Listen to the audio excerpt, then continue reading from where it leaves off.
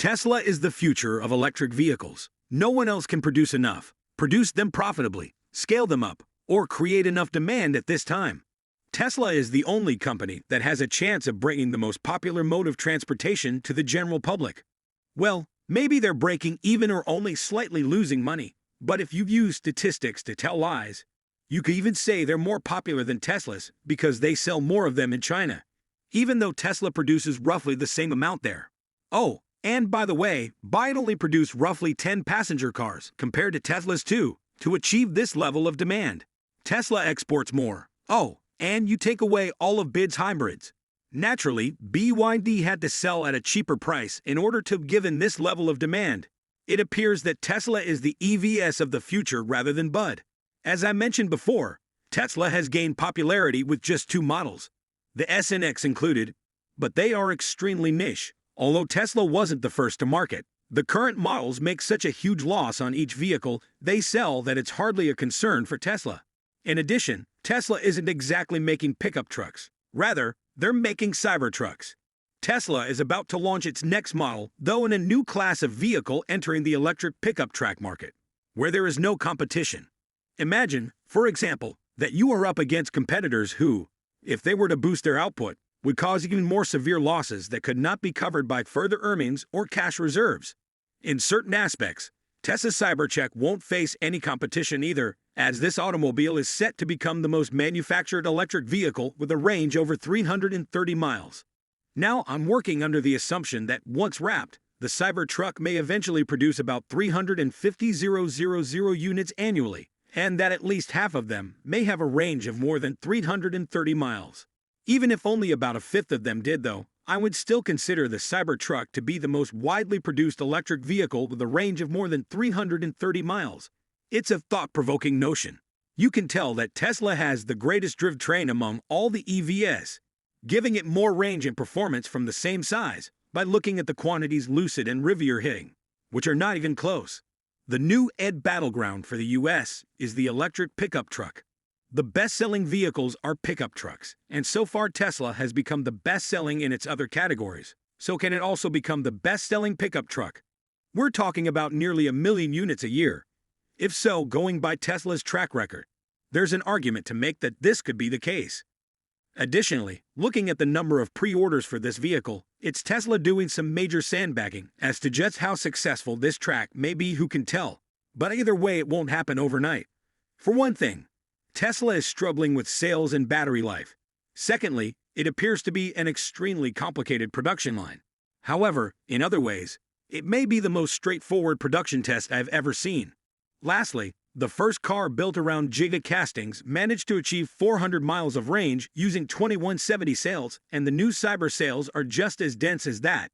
Although Rivian achieved this by double layering the cells and using a massive 180 kilowatt-hour battery, if you think that's crazy, then the Hummer has 212 kilowatts of battery life and still only manages 319 miles of range.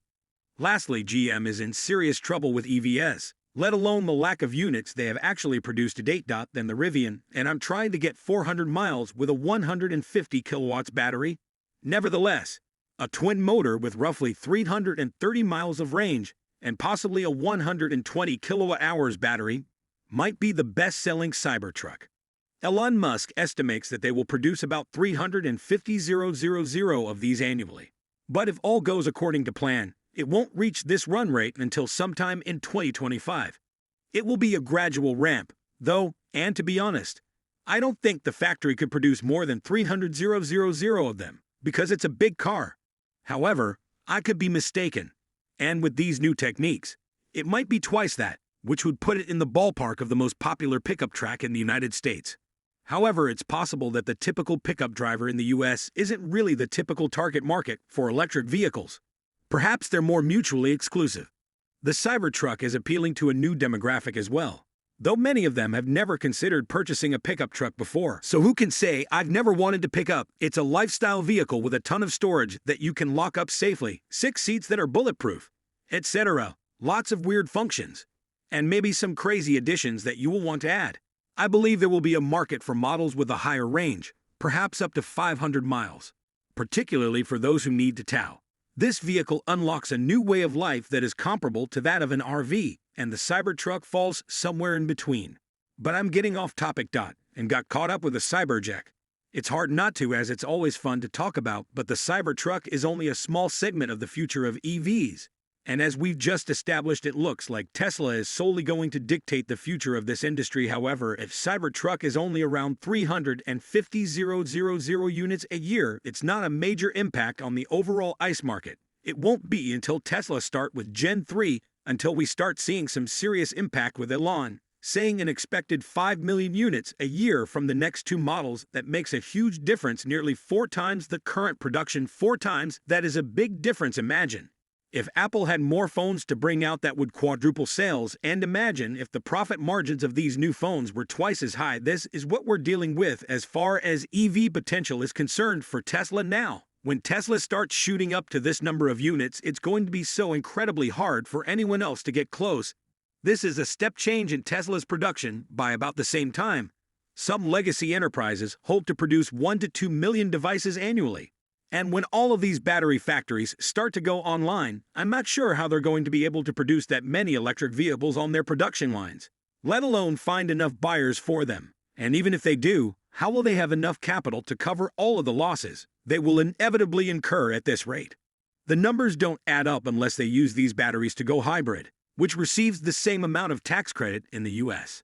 I believe there is a limit to all of this. All legacy will encounter challenges in terms of supply and demand, resources, and finances. For example, China runs out of demand because of model saturation and is unable to produce larger cars because LUP sales do not have the energy density to support longer range automobiles with a price point that their customers are clearly willing to pay, and the possibility of economies of scale, tax credits, and subsidies.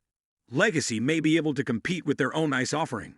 However, I'm not sure if there will be any room for profit. If they want to make money with EVs, they may need to adopt the Tesla FSD business model. Legacy may get close to parity against their ICE cars, which have a range of about 300 miles.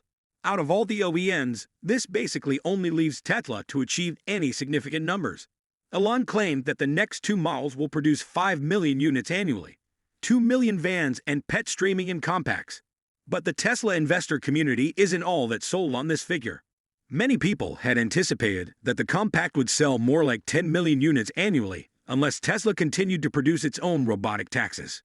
Perhaps it will instead be more to do with manufacturing itself using the unboxed parallel production line. Perhaps no one else can come for Tesla. Yes, it looked like a few were trying to catch up for a while, like Volkswagen, but eventually they hit plateaus, and as their units got to a larger size, it becomes a lot harder to expand from there. Due to there not being enough sales, it being so much harder to manufacture, EVs demands saturate as they run out of models for various market segments, and the fact they start to lose some serious amounts of money. Whereas Tesla make models that sell profitably in the millions. Thank you for this. Please subscribe and give it a thumbs up.